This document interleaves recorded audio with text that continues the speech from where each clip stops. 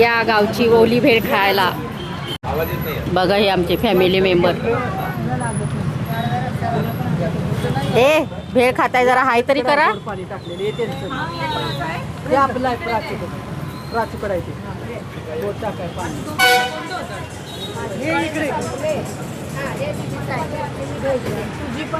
सांगलीची फेमस ओली भेळ कोणाकोणाला आवडते. पकडून खा.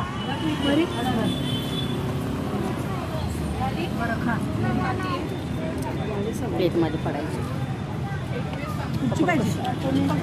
नाही नाही चल झाली.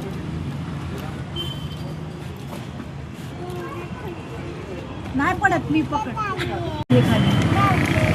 कशाला उतरते. गावच्या भेळेची मजाच वेगळी.